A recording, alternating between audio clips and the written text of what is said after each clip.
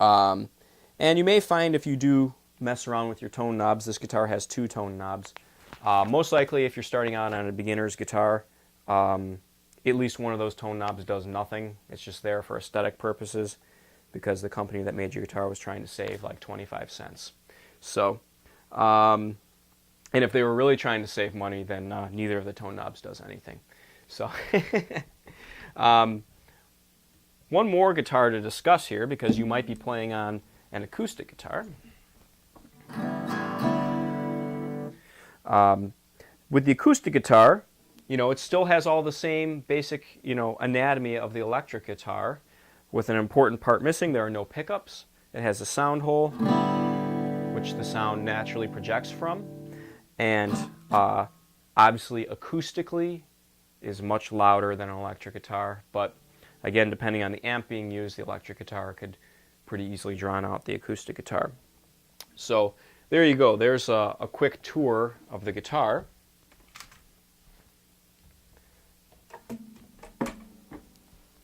A couple more things to add. If you've played any other instruments before, especially if you've played the piano, you're going to find that the guitar is not set up quite as logically. Now this may not be so confusing. It seems to confuse some people, but keep in mind as you go this way, you're going up on the guitar because you can hear that the notes are getting higher. As you go that way, you're going down because the notes are getting lower. So keep that in mind. This is down, this is up. Now, this is a little more confusing right here because the guitar is both horizontal and vertical. So, as my hand travels down, the notes are actually getting higher. I'm going from lower strings to higher strings. Okay? And as my hand travels up, the notes will get lower. Okay, so the low E string is the one that's actually closest to you, and the high E string is the one on the other side that's furthest away from you. So you really have to use your ear when playing the guitar. Don't use your eyes, but use your ear to tell you what direction you're going in. Okay, now let's talk about the names of the strings. It's very important that you get these memorized. So again, I mentioned before we have the low E string and we have the high E string. So by our next lesson, you need to have these all memorized. We have E, A, D, G, B, and E. That's E, A, D, G, B, E, going from low to high. So we're going to tune up the guitar, and let me re-emphasize that the tuner's on this side of the headstock.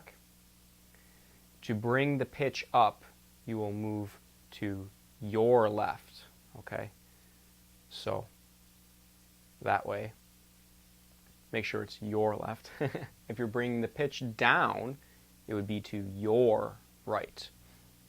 Now, when you're using the tuner, it's very important that you know your string names because we're going to use a chromatic tuner here. This tuner will recognize any note.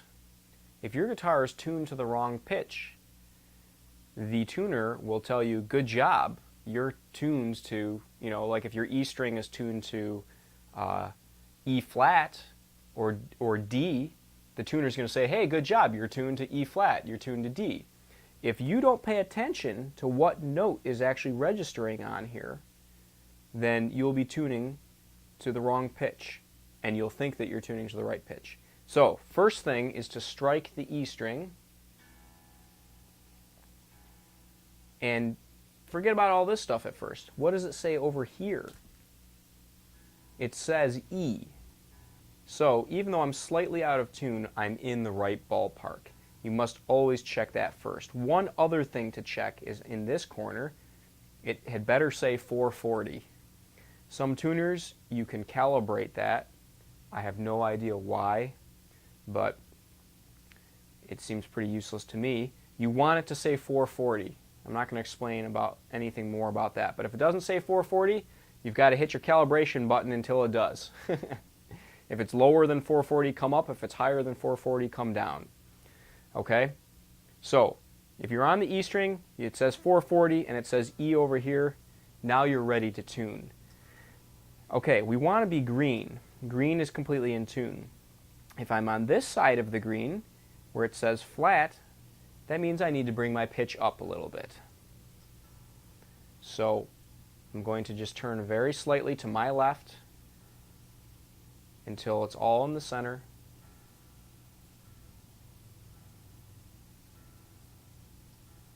And there we go. Now the pitch, the longer the pitch rings out, the more it will decay. So if after a couple of seconds of being in tune, it looks like it's not in tune anymore, it's just because the string's been ringing out for too long. Now, if it had been on this side, that would have meant that I was sharp and I would have had to have come down to my right. Let's take a look at the next string, which is A. It says A, and it says I'm in tune.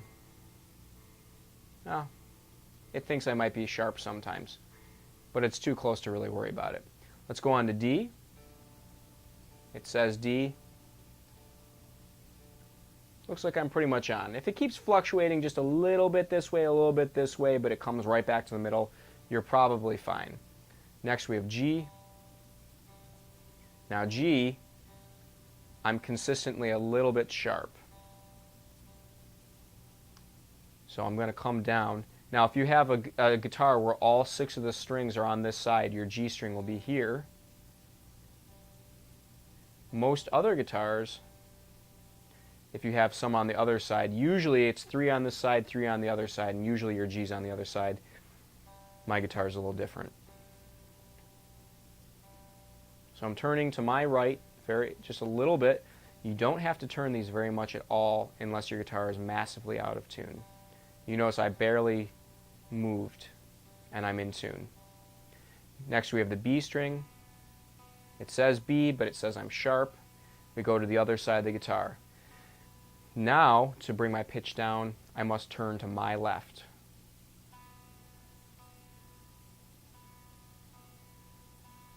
I'm in tune. Again, very slight movement.